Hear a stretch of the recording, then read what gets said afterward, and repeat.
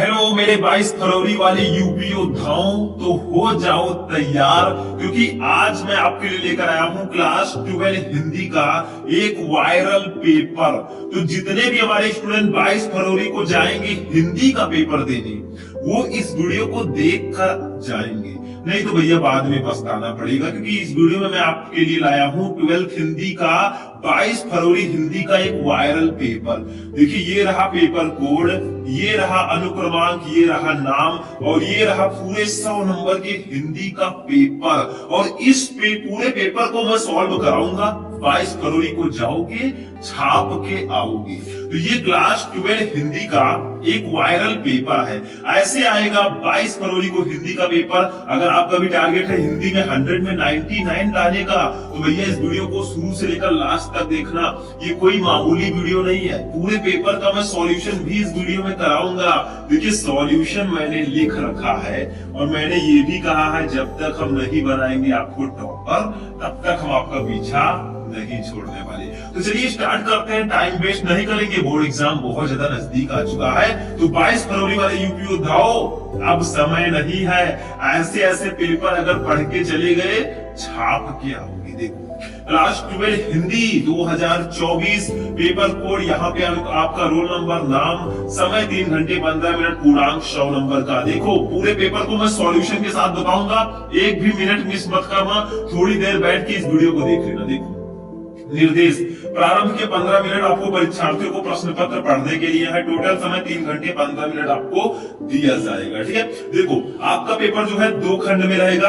एक खंड का, एक खंड का, खंड का जो है वो 50 नंबर, खंड का भी 50 नंबर। ये तो नॉर्मल बातें आपको पता होगा। खंड का में आपको सबसे पहले हिंदी के बहुविकल्पीय प्रश्न रहेंगे, फिर गद्यांश, पद्यांश, जीवन परिचय, कहानी, खंड काव्य, इतना 50 नंबर में रहेगा। चलिए स्टार्ट करते हैं। सबसे पहले पहला क्वेश्चन का हिंदी का प्रथम नाटक है। आप लोग क्वेश्चन का आंसर तुरंत दीजिए। हम क्वेश्चन पढ़ रहे हैं, आप लोग आंसर दो। देखो कितनी तैयारी मेरी हुई है, मैं कितने पानी में हूँ। देखो, हिंदी का प्रथम नाटक इसमें से कौन सा है भैया? तो हिंदी का प्रथम नाटक जो है वो नहुस है। नहुस को हिंदी का प्रथम नाटक माना जाता है। मैं आंसर देते हुए चलूंगा, आपको ध्यान से समझना है क्योंकि पूरा पेपर हमें सॉल्व करना है। 100 नंबर का टाइम तो लगेगा रे बाबा। ठीक है, सफलता एक रात में नहीं मिलती, उसके लिए मेहनत करना पड़ता है। खा देखो, ध्रुव स्वामिनी की रचना विधा। ध्रुव स्वामिनी किस विधा की रचना है? जल्दी बताओ। आ गया 22 फरवरी। देखो, ध्रुव स्वामिनी किस विधा की रचना है? ये एक नाटक है भैया, थर्ड ऑप्शन सही होगा। गा देखो, इंदुमती है। इंदुमती क्या है? इंदुमती है आपकी एक कहानी, प्रथम कहानी, फर्स्ट ऑप्शन सही है। एग्जाम नजदीक आ रहा है, इसलिए मैं बहुत ही स्पीड में आपको अच्छे से समझाऊंगा। टेंशन मत लेना, टाइम भी बचेगा, समझ में भी पूरा आएगा। देखो, खा देखो, हिंदी का प्रथम यात्रा वृत्तांत सरयू पार की यात्रा किसके द्वारा लिखा गया है? जल्दी बोलो। ये भारतीय हरिश्चंद्र जी के द्वारा लिखा गया है, फर्स्ट ऑप्शन सही। अगला नंबर, गुनाहों का देवता कृत है, किसकी रचना है? गुनाहों के देवता, ये धर्मवीर भारती जी की। अब आपका इन 5 में से कितने क्वेश्चन सही था कमेंट कर देना। 5 नंबर ये कंप्लीट हो गया। अब दूसरा क्वेश्चन आता है, दूसरे का देखो, ये हिंदी पद्य साहित्य से होगा। अभी जो हमने 5 क्वेश्चन देखा वो हिंदी गद्य साहित्य से था, ये क्वेश्चन हिंदी पद्य साहित्य से। देखो, दूसरे का भक्ति आंदोलन का श्रेय जाता है। भक्ति आंदोलन का श्रेय किसको जाता है? जल्दी जल्दी कमेंट करो। भक्ति आंदोलन का श्रेय जाता है रामानुजाचार्य जी को। खा देखो, परियोगवाद को नई कविता की संज्ञा किसने दी? परियोगवाद को नई कविता की संज्ञा गे जी ने दी थी। सच्चिदानंद हीरानंद वात्स्यायन गे पूरा नाम है इनका। ठीक है, खा देखो, चिंतामणि कवि है। चिंतामणि किस वर्ग के कवि हैं? ये है रीतबद्ध वर्ग के, चौथा ऑप्शन सही है। गा का 4th वाला ऑप्शन सही है। नेक्स्ट देखो, खा वाला क्वेश्चन देखो, हिंदी का प्रथम कवि किसको माना जाता है? सरापा को हिंदी का प्रथम कवि माना जाता है। 1 नंबर कंप्लीट। अंगा, मुकरिया रचना है। मुकरिया किसकी रचना? जल्दी बोलो। मुकरिया, मुकरिया है अमीर खुसरो जी की रचना। तो ऐसे ही आपको सारे क्वेश्चन का आंसर देना होगा। हिंदी की कॉपी कैसे लिखे मैंने आपको पहले ही बता रखा है, सर्च करो यूट्यूब पे, क्लास 12 हिंदी की कॉपी कैसे लिखे, शुभम लेक्चरर, उस वीडियो को देख लो भैया। पूरी हिंदी की कॉपी लिख के आओगे, इस बार टॉपर बन के आओगे। ठीक है, और class 12 Hindi important objective question Shubham lecturer, कुछ भी सर्च करना है पीछे शुभम लेक्चरर लगा दो, आपको वीडियो मिल जाएगा। जाकर देखो, फुल एंजॉय करो और अच्छे से तैयारी करो, इस बार टॉपर बन के आना है। तीसरा क्वेश्चन देखो, 10 नंबर का ये रहेगा गद्यांश है। दिए गए गद्यांश पर आधारित निम्नलिखित प्रश्नों का उत्तर दीजिए। बहुत इजी होता है, मैं इसको इजी समझता हूँ। देखो ये आपका गद्यांश है, इसके नीचे क्वेश्चन है 1 2 3 4 5, पांचों का आंसर तो 10 नंबर ले जाओ। नहीं पता तो अथवा लगा है, ये दूसरा आप कर सकते हैं। ये वाला जो आपको पता है वो आप कर सकते हैं। जैसे हम इसको करना चाहते हैं तो इसको पढ़ेंगे, पहले आप भी पढ़िएगा। देखो भूमि का निर्माण देवों ने किया है, वो अनंत काल से है। उसके भौतिक रूप, सौंदर्य और समृद्धि के प्रति सचेत होना हमारा आवश्यक कर्तव्य है। भूमि के पार्थिव स्वरूप के प्रति हम जितने अधिक जागृत होंगे उतनी ही हमारी राष्ट्रीयता बलवती हो सकेगी। ये पृथ्वी सच्चे अर्थों में समस्त राष्ट्रीय विचारधाराओं की जननी है। जो राष्ट्रीयता पृथ्वी के साथ नहीं जुड़ी वो निर्मूल होती है। राष्ट्रीयता की जड़ें पृथ्वी में जितनी अधिक गहरी होंगी उतनी ही राष्ट्रीय भावों का अंकुर पल्लवित होगा। इसलिए पृथ्वी के भौतिक स्वरूप की आदोपान जानकारी प्राप्त करना, उसकी सुंदरता, उपयोगिता और महिमा को पहचानना हमारा आवश्यक धर्म है। देखो सबसे पहला क्वेश्चन, उपयुक्त गद्यांश के लेखक का नाम लिखो। भैया ये किस पार्ट से है, पहचानो। इसमें राष्ट्र का बात किया गया, ये राष्ट्र का स्वरूप चैप्टर से है। इसके लेखक है वासुदेव शरण अग्रवाल जी।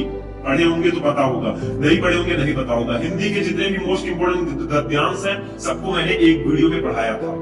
आपने देखा कि नहीं देखा? नहीं देखा तो सर्च कर लो, क्लास 12 हिंदी इंपोर्टेंट गद्यांश शुभम लेक्चर वीडियो मिल जाएगा। वो 5 गद्यांश पढ़ लेना, 10 नंबर कंप्लीट। दूसरा, राष्ट्र भूमि के प्रति हमारा आवश्यक कर्तव्य क्या है? तो देखो लिखा होगा कहीं ना कहीं, उसके भौतिक रूप, सौंदर्य और समृद्धि के प्रति सचेत होना हमारा आवश्यक कर्तव्य है। यही लाइन लिख दो, काम खत्म। तीसरा, किस प्रकार की राष्ट्रीयता को लेखक ने निर्मूल कहा है? तो देखो लिखा है, जो राष्ट्रीयता पृथ्वी के साथ नहीं जुड़ी होती वो निर्मूल होती है। मतलब जो राष्ट्रीयता पृथ्वी के साथ नहीं जुड़ी वो निर्मूल होती है। चौथा, ये पृथ्वी सच्चे अर्थों में क्या है? ये पृथ्वी सच्चे अर्थों में समस्त राष्ट्रीय विचारधाराओं की जननी है। देखो ये पृथ्वी सच्चे अर्थों में समस्त राष्ट्रीय विचारधाराओं की जननी है। जितने क्वेश्चन है सबका आंसर इसी में मिलेगा। काहे को ले रहे हो टेंशन जब तक है आपका भाई शुभम। पांचवा क्वेश्चन, रेखांकित अंश की व्याख्या कीजिए। यहाँ से यहाँ तक का आपको अपने शब्दों में व्याख्या करना है, बस हो गया। 10 नंबर कंप्लीट। अगर वो आपको नहीं पता है तो आपके पास ऑप्शंस हैं। देखो ये वाला आप कर सकते हैं गद्यांश, ठीक है, इसको करिए। ये देखिए इसके नीचे भी 5 क्वेश्चन रहेंगे, 1 2 3 4 5। जो आपको आता है वो आप करेंगे। हमने एक ही बताया कि एक ही करना है। दूसरा देखिए, चौथा क्वेश्चन ये भी 10 नंबर का रहेगा। ये पद्यांश है। देखो गद्यांश आया भाई तो पद्यांश भी आएगा। दिए गए पद्यांश पर आधारित निम्नलिखित प्रश्न के उत्तर दीजिए। जैसे देखिए, लज्जाशीला पथिक महिला जो कहीं दृष्टि आए, होने देना विकृत वसना तो ना तो सुंदरी को, जो थोड़ी भी श्रमित हुआ हो गोद ले श्रांति को ना, होठों की ओ कमल मुख की म्लानता है मिटाना, कोई क्लांता कृष्ण ललाना खेत में जो दिखावे, धीरे धीरे परस उसकी क्रांतियों को मिटाना, जाता कोई जरद यदि हो हुए में तो उछेला, छाया द्वारा सुखित करना तब तांगना को। कई बार मैं बता चुका हूं इस पद्यांश को। ये पवन दूती का पाठ से है। इसके कवि है अयोध्या सिंह उपाध्याय हरियोत जी। देखो इसके नीचे 5 क्वेश्चन है। फर्स्ट, दिए गए पद्यांश के कवि एवं कविता का नाम लिखो। देखो पहले इसको थोड़ा सा समझा देता हूँ। देखिए श्री कृष्ण जी मथुरा चले गए और राधा जी उनके विरह में पागल होती जा रही है, बहुत प्यार करती है उनसे। तो कहती है पवन से, कहती है तुम जाओ और श्री कृष्ण जी को मेरा संदेशा भेज दो। लेकिन अगर कोई रास्ते में मान लीजिए लज्जाशीला पथिक महिला जो कहीं दृष्टि आवे, होने देना विकृत वसना तो ना तो सुंदरी को। मतलब अगर तुम्हें कोई रास्ते में लज्जाशील महिला दिखाई देती है तो तुम इतनी तेजी से मत चलना कि उसके वस्त्र अस्त व्यस्त हो जाए, ठीक है भाई। हवा है, तेज चलेगी तो प्रॉब्लम हो सकती है। जो थोड़ी भी श्रमित हुआ हो गोद ले श्रांत को ना, अगर थोड़ी सी भी उस थकी दिखाई दे तो उसे अपनी गोद में लेकर उसकी थकावट को मिटा देना। होठों की और कमल मुख की म्लानताएं मिटाना, और होठों की और उसके कमल सदृश मुख की जो मुरझाहट है उसको मिटा देना। कोई क्लांता कृषक ललाना खेत में जो दिखावे, फिर वो कहती है अगर तुमको कोई किसान की स्त्री खेत में दिखाई देती है, धीरे धीरे परस उसकी क्रांतियों को मिटाना, तो धीरे धीरे उसकी थकावट को मिटा देना।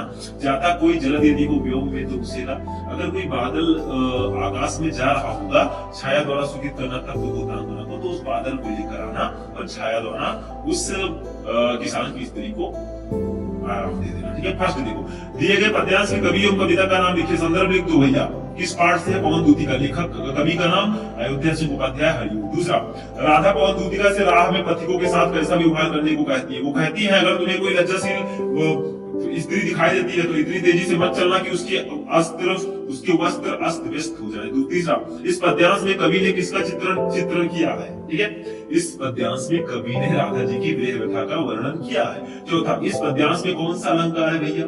काफी ज्यादा इंपॉर्टेंट है, इसको भी देखिए। पांचवा, रेखांकित असली भावार्थ लिखिए। इतने का आपको अपनी भाषा में व्याख्या लिखनी है जिसके नीचे लिखा है, बस इतना करना है। नहीं पता तो अथवा लगा है। जल पंजरगत अब अरे अधीर अभागे, वे ज्वलत भाव थे स्वयं तुझी में जागे, पर था केवल क्या ज्वलित भाव ही मन में, क्या शेष बचा था कुछ न और इस मन में, कुछ मूल्य नहीं वात्सल्य मात्र क्या तेरा, पर आज अन्य सा हुआ वंश भी मेरा, थूके मुझे पर त्रिलोक के भले ही थूके, जो कोई जो कह सके कहे क्यों चूके, छीने न मात्र पद किंतु भरत क्रम से, हे राम भाई करूं और क्या तुमसे। देखिए ये जो हमारा है ये है किस चैप्टर से, जल्दी बताओ। कई का अनुताप चैप्टर से है।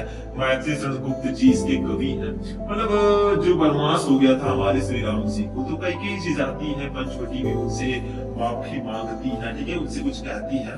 अब इसके नीचे देखिए 5 क्वेश्चंस रहेंगे, देखो 1 2 3 4 5, जो आपको आता है वो कर सकते हैं। 5वां क्वेश्चन क्या आते हैं भैया, इसका मैं सॉल्यूशन पूरा बताऊंगा। देखो, निम्नलिखित में से किसी एक लेखक का साहित्यिक परिचय देते हुए उनकी प्रमुख रचना का उल्लेख कीजिए। शब्द सीमा 80 5 नंबर का आएगा। 3 लेखक रहेंगे, तीनों में से किसी एक लेखक का साहित्यिक परिचय देते हुए उनकी रचना बताइए। हम वासुदेव शरण अग्रवाल का आपको बता रहे हैं। देखो वासुदेव शरण अग्रवाल, देखो आप लोग कहेंगे साहित्यिक परिचय पूछा जा रहा है, लेकिन आप जीवन परिचय भी बता रहे हैं। छोटा सा जीवन परिचय पहले लिखना है, फिर साहित्यिक परिचय, फिर उनकी रचना लिखना। देखो जीवन परिचय, इसमें जन्म मृत्यु ये सब। डॉक्टर वासुदेव शरण अग्रवाल का जन्म सन 1904 ईस्वी में बेरज जनपद के खेड़ा नामक ग्राम में हुआ था। इनके माता पिता लखनऊ में रहते थे, अतः इनका बचपन लखनऊ में व्यतीत हुआ और यही इनकी प्रारंभिक शिक्षा भी हुई।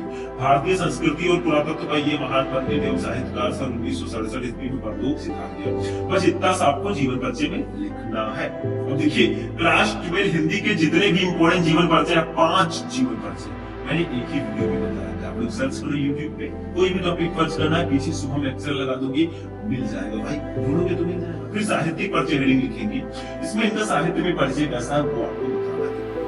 डॉक्टर अग्रवाल भारतीय संस्कृत, पुरातत्व और प्राचीन इतिहास के प्रधान पंडित एवं अन्वेषक थे। इनके मन में भारतीय संस्कृति को वैज्ञानिक अनुसंधान की दृष्टि से प्रकाश में लाने की उत्कट इच्छा थी, अतः इन्होंने उत्कृष्ट कोटि के अनुसंधानात्मक निबंधों की रचना की। इनके अधिकांश निबंध प्राचीन भारतीय इतिहास और संस्कृति से संबद्ध हैं। इन्होंने अपने निबंधों में प्रागैतिहासिक, वैदिक एवं पौराणिक धर्म का उद्घाटन किया। निबंध के अतिरिक्त इन्होंने पाली, प्राकृत और संस्कृत के अनेक ग्रंथों का संपादन और पाठ शोधन कार्य किया। जायसी के पद्मावत पर इनकी टीका सर्वश्रेष्ठ मानी जाती है। इन्होंने वाणभट्ट के हर्षचरित का सांस्कृतिक अध्ययन प्रस्तुत किया। बस इतना सा आपको साहित्यिक परिचय में लिखना, थोड़ा छोटा भी लिख सकते हैं, 80 शब्दों में आपको लिखना होगा, इससे ज्यादा बड़ा मत लिखना और छोटा तो बिल्कुल मत लिखना, ठीक है। नेक्स्ट देखिए रचनाएं, इनकी प्रमुख रचनाएं निबंध संग्रह में पृथ्वी पुत्र, कल्पलता, कला और संस्कृत, कल्पवृक्ष, भारत की एकता, माता भूमि पुत्रो अहम पृथ्वी, बालधारा आदि इनके प्रसिद्ध निबंध संग्रह हैं। शोध प्रबंध में पाणिन कालीन भारतवर्ष, आलोचना ग्रंथ में पद्मावत की संजीवनी व्याख्या तथा हर्षचरित का सांस्कृतिक अध्ययन, संपादन में पाली, प्राकृत और संस्कृत के एकाधिक ग्रंथों का संपादन भी इन्होंने किया। तो ये आपका हो गया लेखक का जीवन परिचय। मैंने बता दिया 5 नंबर कंप्लीट। खा देखो, अब कवि का देखते हैं। निम्नलिखित में से किसी एक कवि का साहित्यिक परिचय देते हुए उनकी प्रमुख कृतियों पर प्रकाश डालिए। शब्द सीमा 80 5 नंबर का। देखो 3 कवि हैं, तीनों में से किसी एक का आपको साहित्यिक परिचय देते हुए उनकी रचनाओं को लिखना है। तो लिखेंगे हम लोग, क्या करेंगे, देखो हम ले लेते हैं जयशंकर प्रसाद जी को। देखो ये रहे जयशंकर प्रसाद जी, दूसरा इसको लिखेंगे। सबसे पहले जीवन परिचय हेडिंग डालेंगे। देखो जयशंकर प्रसाद जीवन परिचय। जयशंकर प्रसाद का जन्म काशी के, वैसे ही लिखेंगे जैसे उसमें लिखा है, काशी के एक प्रतिष्ठित वैश्य परिवार में सन 1889 ईस्वी में हुआ था। इनके पिता का नाम देवी प्रसाद था। प्रसाद जी की प्रारंभिक शिक्षा घर पर ही हुई। सन 1937 ईस्वी में अल्पावस्था में क्षय रोग से ग्रस्त होकर ये स्वर्ग सिधार गए। साहित्यिक परिचय देखिए, श्री जयशंकर प्रसाद छायावाद के प्रवर्तक, नाटककार, कथाकार, नायक तथा उपन्यासकार भी थे। विशुद्ध मानवतावादी दृष्टिकोण वाले प्रसाद जी ने अपने काव्य में आध्यात्मिक आनंदवाद की प्रतिष्ठा की है। प्रेम और सौंदर्य इनके काव्य के प्रमुख विषय रहे हैं, किंतु मानवीय संवेदना उनकी कविता का प्राण है। प्रसाद जी ने नाटक, उपन्यास, कहानी, निबंध आदि सभी साहित्यिक विधाओं पर अपनी लेखनी चलाई और अपने कृतित्व से इन्हें अलंकृत किया। बस इतना सा आपको लिखना है साहित्यिक परिचय में। लेकिन अभी ट्रेलर है, पिक्चर अभी बाकी है, रचनाओं को देखते हैं। देखो रचनाएं, जयशंकर प्रसाद जी की रचनाएं निम्न है। काव्य ग्रंथ में कामायनी, आंसू लहर, झरना, कहानी में आकाशदीप, इंद्रजाल, प्रतिध्वन आदि, उपन्यास में कंकाल, तितली, इरावती जो कि इनकम्प्लीट है, इरावती पूरी नहीं हुई थी। निबंध में काव्य और कला तथा अन्य निबंध, चंपू में प्रेमराज। मतलब मेनली इन्होंने काव्य रचनाओं को लिखा। चलिए नेक्स्ट टॉपिक देखते हैं। अब देखिए स्टूडेंट, हमारा जीवन परिचय कंप्लीट हुआ। अब हम लोग कहानी पे आते हैं। 5 नंबर का ये आएगा। देखो ध्रुव यात्रा अथवा पंचलाइट कहानी का उद्देश्य लिखे। ध्रुव यात्रा या पंचलाइट किसी एक कहानी का उद्देश्य लिखो। दोनों नहीं पता, शब्द सीमा 80 शब्द तो अथवा लगा है। देखो, बहादुर कहानी का संक्षिप्त कथानक अपने शब्दों में लिखिए। मतलब तीनों में से एक ही करना, चाहे आप ध्रुव यात्रा कहानी का उद्देश्य लिखें, चाहे पंचलाइट कहानी का उद्देश्य लिखें, और चाहे बहादुर कहानी का सारांश लिखें। तो देखो, हम लोग लिख रहे हैं पंचलाइट कहानी का उद्देश्य, तो ऐसे हेडिंग डालेंगे, पंचलाइट कहानी का उद्देश्य लिखेंगे। आखिर इसका पर्पस क्या है इस कहानी का? देखो, फणीश्वरनाथ रेणु जी हिंदी जगत के सुप्रसिद्ध आंचलिक कथाकार हैं। अनेक जन आंदोलनों से वे निकट से जुड़े रहे, इस कारण ग्रामीण अंचलों से उनका निकट का परिचय। देखो, इसको मैंने अलग से बता रखा है, यहाँ पे मैं बता देता हूँ, आप लोग समझ लीजिए। इस कहानी के 3 पात्र हैं। देखो, गोधन है, मुरली है, मुरली काकी है, ठीक है, ये सब है। गोधन हीरो, मुरली हीरोइन। उन्होंने अपने पात्रों की कल्पना किसी कॉफी हाउस में बैठकर नहीं की, अपितु वे स्वयं अपने पात्रों के बीच रहे हैं। मतलब इन्होंने जो रचनाएं की है वो रियल रचना है, उन्होंने वो रहे हैं बीच में, तब इसको लिखा उन्होंने, ठीक है। बिहार के अंचलों के सजीव चित्र इनकी कथाओं के अलंकार है। पंचलाइट भी बिहार के आंचलिक प्रदेश की कहानी है। शीर्षक कथा का केंद्र बिंदु है। शीर्षक को पढ़कर ही कथा पाठक कहानी को पढ़ने के लिए उत्सुक हो जाता है। और पंचलाइट को पढ़कर ही आप लोग इस कहानी को पढ़ने के लिए एक्साइटमेंट आपके अंदर आ जाएगी। देखो, इस कहानी के द्वारा रेणु जी ने ग्रामीण अंचल का वास्तविक चित्र खींचा है। गोधन के द्वारा पेट्रोमाक्स जला देने पर उसकी सभी गलतियां माफ कर दी जाती हैं, उस पर लगे सारे प्रतिबंध टूट जाते हैं, हट जाते हैं, सॉरी, तथा उसे मनोनुकूलन आचरण की छूट भी मिल जाती है। इससे स्पष्ट होता है कि आवश्यकता जो है, ठीक है, आवश्यकता बड़े से बड़े रूढ़िगत संस्कार और परंपरा को व्यर्थ कर देती। भाई, आवश्यकता बड़े से बड़े संस्कार और परंपरा को भी व्यर्थ कर देती है, क्योंकि गोधन को गांव से बाहर निकाल रखा गया था चाक से। लेकिन जब पंचलाइट कोई नहीं जला पाता, गोधन ही जला पाता है, तो उसको वापस बुला लिया जाता है, ठीक है। आगे बढ़ते हैं। देखिए, कथानक संक्षिप्त, रोचक, सरल, मनोवैज्ञानिक और यथार्थवादी, इसी केंद्रीय भाव के आधार पर कहानी के एक महत्वपूर्ण उद्देश्य को स्पष्ट किया गया है, ठीक है। आगे देखिए, इस प्रकार पंचलाइट जलाने की समस्या और उसके समाधान के माध्यम से कहानीकार ने ग्रामीण मनोविज्ञान का सजीव चित्र उपस्थित कर दिया है। ग्रामवासी जाति के आधार पर किस प्रकार टोलियों में विभक्त हो जाते हैं और आपस में ईर्ष्या द्वेष युक्त भावों से भरे रहते हैं, इसका बड़ा ही सजीव चित्रण इस कहानी में हुआ है। रेणु जी ने यह भी दर्शाया है कि भौतिक विकास के इस आधुनिक युग में भी भारतीय गाँव और कुछ जातियां कितनी अधिक पिछड़े हुए हैं। कहानी के माध्यम से रेणु जी ने अप्रत्यक्ष रूप से ग्राम सुधार की प्रेरणा दी है, ठीक है। तो ये आपका हो गया भैया कहानी। चलिए आगे बढ़ते हैं नेक्स्ट टॉपिक। अब देखिए स्टूडेंट, हमारे पेपर में जो नेक्स्ट क्वेश्चन है कहानी के बाद, वो है खंड काव्य। देखो, ये आपके यूपी में जैसे आपके अलग अलग जिलों में अलग अलग होता है। देखो, स्वपठित खंड काव्य के आधार पर किसी एक खंड के एक प्रश्न का उत्तर दीजिए 5 नंबर। मतलब आपके यहाँ जो खंड काव्य है वही आपको करना। जैसे फर्स्ट है मुक्ति यज्ञ, ठीक है, ऐसे कई खंड काव्य है। देखो, दूसरा है रश्मि रथी, फिर है त्यागपति, सत्य की जीत, शरणो तुम्हारा आलोक वृत्त। ये खंड काव्य जो होता है जिलों में अलग अलग होता है। कुछ जिलों को एक ग्रुप में रखा गया है, तो किसी में रश्मि रथी, किसी में त्यागपति, आप में क्या है बताइएगा, ठीक है। तो ये एक टॉपिक है जो जिला वाइज होता है। खंड का हमारा फिर इसको 50 नंबर का खंड काव्य। खंड का में हमने देखा 10 नंबर का बहुविकल्पीय, 10 नंबर का गद्यांश, 10 नंबर का पद्यांश, 10 नंबर का जीवन परिचय और 5 नंबर की कहानी, 5 नंबर का खंड काव्य, टोटल 50 नंबर। खंड खा में सबसे पहले हिंदी संस्कृत का गद्यांश रहेगा। 8वें का दिए गए संस्कृत गद्यांशों में से किसी एक का संदर्भ हिंदी में अनुवाद कीजिए 7 नंबर। मतलब आपको ये गद्यांश दिया गया और इसके नीचे भी एक दे दिया गया, 2 दिए जाएंगे, ठीक है। ऑफर में देखो ये अथवा लगा है, दोनों में से किसी एक का आपको संदर्भ के साथ अनुवाद करना है। जैसे फर्स्ट वाला हमारा जातक कथा से है, ये वाला हमारा किससे है बताइए, पहचानिए आप लोग, ये किस चैप्टर से हो सकता है, नहीं पता है, पंचशील सिद्धांत से, ठीक है। तो लिख देना, संदर्भ लिख देना। प्रस्तुत गद्यांश हमारी पाठ्यपुस्तक हिंदी संस्कृत की पंचशील सिद्धांत नामक पाठ से अवतरित है। और भैया हिंदी मीनिंग तो आपको लिखना होगा।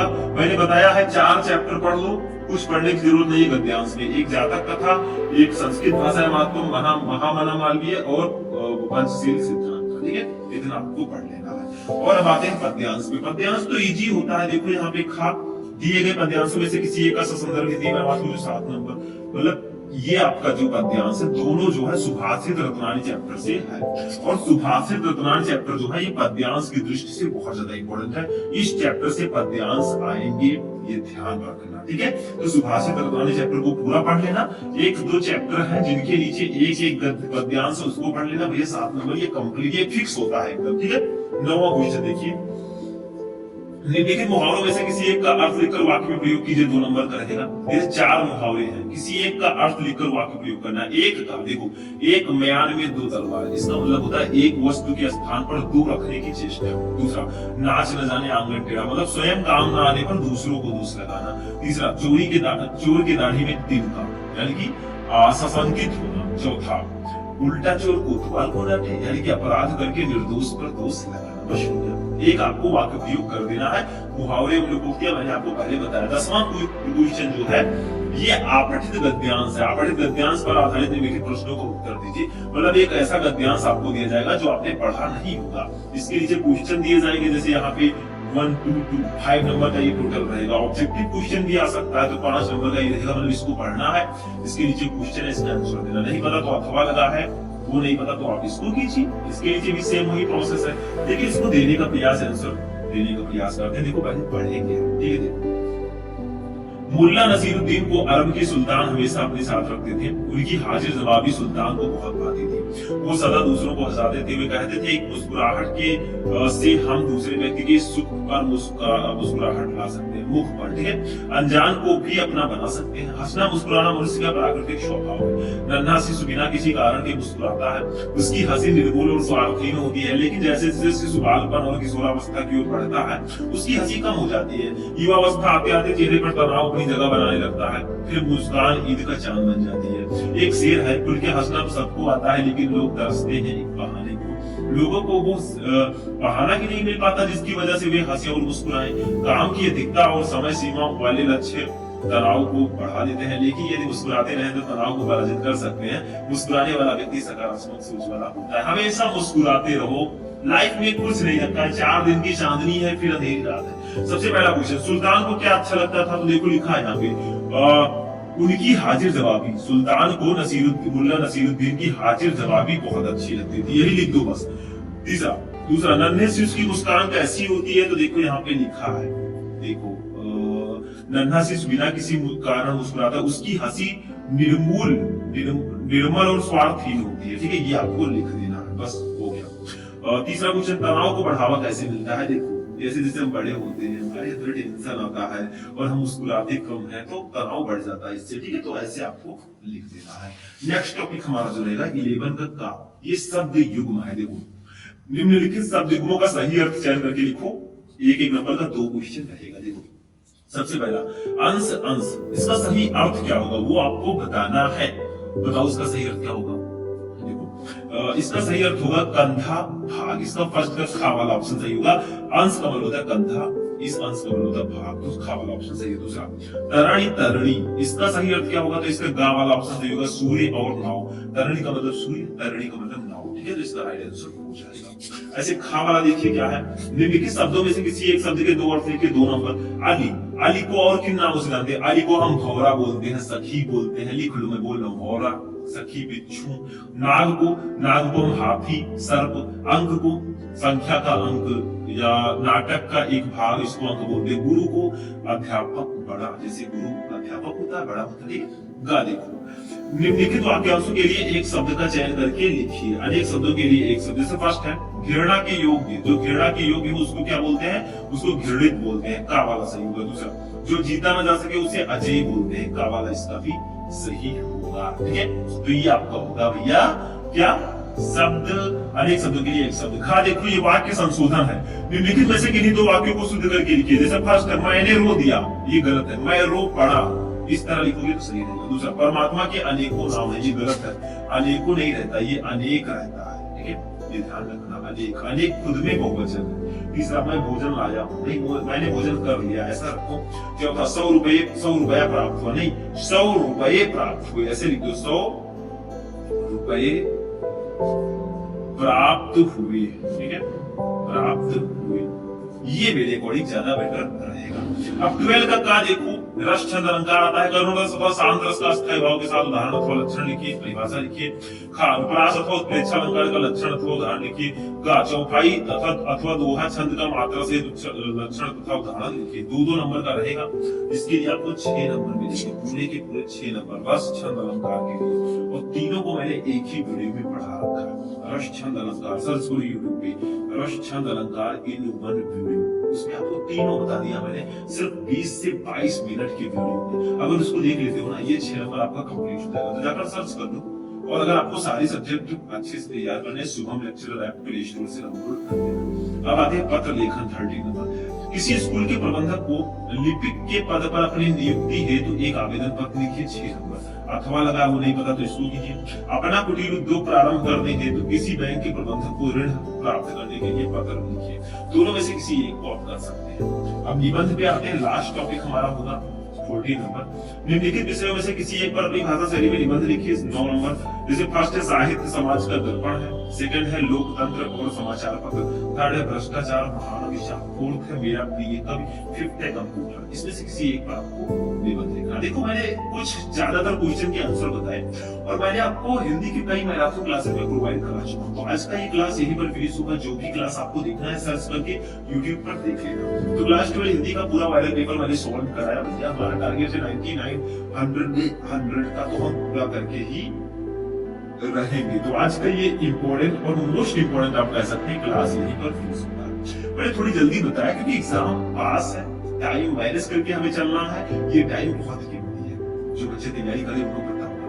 तो आज का क्लास यहीं पर फिनिश होता है। चलिए मिलते हैं नेक्स्ट वीडियो में नेक्स्ट टॉपिक के साथ। तब तक के लिए जय हिंद।